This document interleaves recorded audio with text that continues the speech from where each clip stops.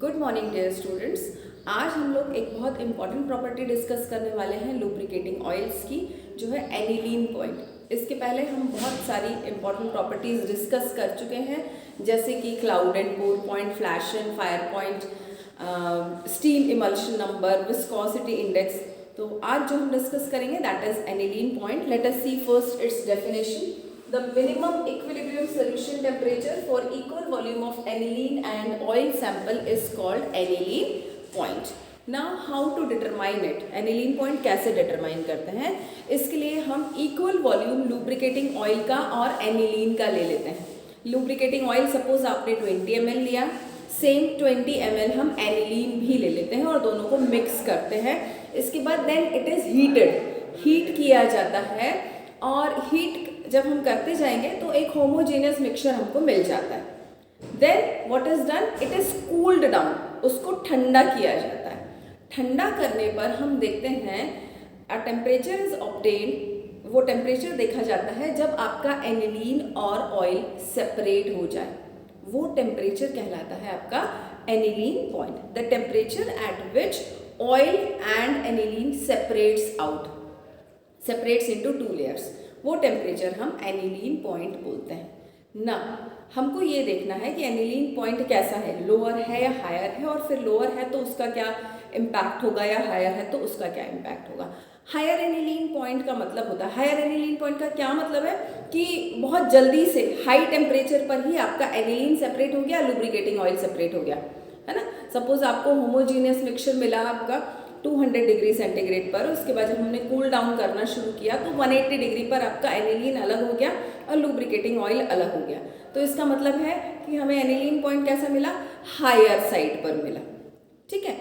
यदि हमको और ज़्यादा कूल डाउन करते रहना पड़ रहा है और एक लो टेम्परेचर पर आकर आपके लुब्रिकेटिंग ऑयल और एनिलीन अलग हो रहा है, तो सपोज 150 डिग्री सेंटीग्रेड पर, तो वो कहलाएगा लो एनिलीन पॉइंट. ओके, सो समझ में आया लो एनिलीन और हाई एनिलीन पॉइंट क्या होगा.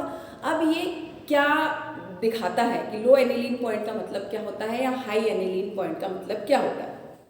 तो low aniline point suggest us that the lubricating oil has high content of aromatic compounds in it. मतलब लुब्रिकेटिंग ऑयल में ज़्यादा एरोमेटिक कंटेंट प्रेजेंट है, क्योंकि लुब्रिकेटिंग ऑयल्स किससे मिलकर बने हैं, हाइड्रोकार्बन से, और बहुत सारे तरह के हाइड्रोकार्बन मिक्स होकर लुब्रिकेटिंग ऑयल बनाते हैं. उसमें एरोमेटिक भी रहते हैं, एलिफेटिक भी रहते हैं, सारे टाइप के हाइड्रोकार्बन्स. ओके, सो यदि आपका लुब्रिकेटिंग ऑयल का एनिलीन पॉइंट लो आ रहा है, लो मतलब काफ़ी लो टेम्परेचर पे वो सेपरेट आउट हो रहे हैं, तो इसका मतलब है उनमें एरोमेटिक कंटेंट ज़्यादा होगा.